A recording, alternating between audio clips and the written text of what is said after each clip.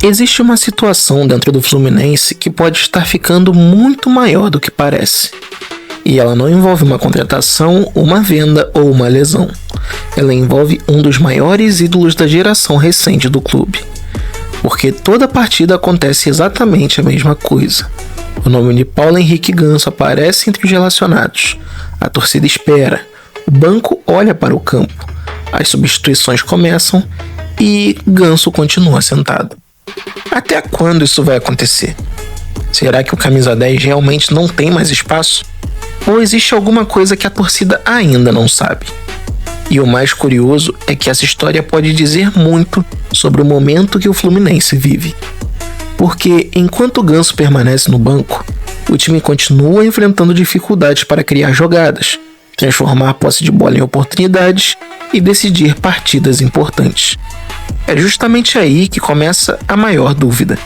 Se o Fluminense está encontrando dificuldades ofensivas, por que um dos jogadores mais criativos do elenco praticamente não entra? Essa pergunta parece simples, mas talvez a resposta seja bem mais complicada. Antes de tentar entender isso, existe outro detalhe. Ganso não é qualquer jogador. Ele participou de momentos históricos do clube, foi peça importante em grandes conquistas. Sempre foi reconhecido pela inteligência, pela qualidade do passe e pela capacidade de controlar o ritmo de uma partida. Então, por que alguém com esse histórico praticamente desapareceu das partidas? Será apenas uma escolha técnica? Ou existe algo maior acontecendo? Agora, olha como essa situação chama atenção. Mesmo sem entrar em campo, Ganso continua sendo relacionado. Se a comissão técnica realmente entendesse que ele não faz mais parte dos planos, seria muito mais simples nem levá-lo para o banco. Mas isso não acontece. Ele está lá, todos os jogos, e mesmo assim quase nunca recebe minutos. Isso levanta outra pergunta. Se ele ainda faz parte do elenco, por que não participa quando o time precisa mudar um jogo? Existe outro detalhe que aumenta ainda mais essa discussão. O Fluminense atravessou partidas em que precisava justamente de criatividade. Jogos travados, adversários fechados, poucos espaços. Exatamente o tipo de cenário em que Ganso sempre conseguiu fazer diferença ao longo da carreira. Mesmo assim, a oportunidade não apareceu. Coincidência? Ou existe uma explicação que ainda não foi totalmente compreendida? Agora muita gente pode pensar, talvez seja apenas uma questão física. Essa hipótese realmente existe. A intensidade exigida no futebol atual é muito maior.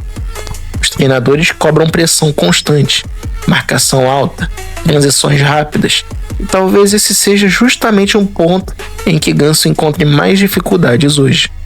Mas aí surge outro problema. Se essa fosse a única razão, por que mantê-lo constantemente entre os relacionados? Será que ele não conseguiria ajudar durante 20 minutos? 15? 10? Essa pergunta continua sem uma resposta definitiva. Enquanto isso, a torcida segue dividida. Existe um grupo que acredita que o ciclo terminou, que o futebol mudou, que o time precisa de jogadores mais intensos, mais físicos, mais velozes. Mas existe outro grupo que pensa exatamente o contrário, que acredita que falta justamente um jogador capaz de pensar o jogo, que desacelere quando necessário, que encontre um passe diferente e que organize o ataque.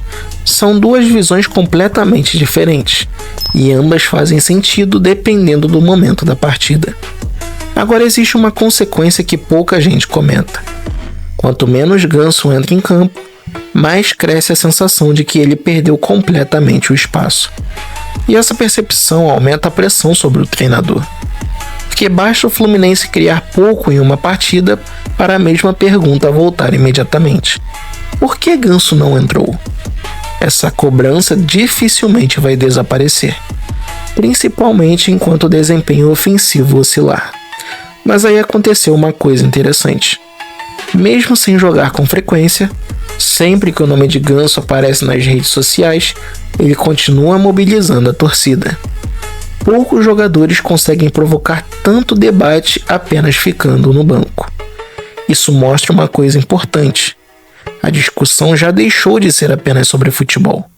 ela virou também uma questão emocional, porque Ganso representa uma fase marcante da história recente do Fluminense. E isso naturalmente influencia a opinião dos torcedores. Só que futebol também é momento. E talvez esse seja justamente o maior dilema do treinador. Como equilibrar respeito por um ídolo com as necessidades atuais da equipe? Não existe resposta fácil. Agora imagina outro cenário. Se Ganso entrar em uma partida importante e decidir o jogo, toda essa discussão muda completamente. Mas se continuar sem minutos durante várias rodadas, a sensação de que está sendo deixado de lado só tende a aumentar. É por isso que a história ainda está longe do fim, porque qualquer mudança pode transformar completamente a narrativa.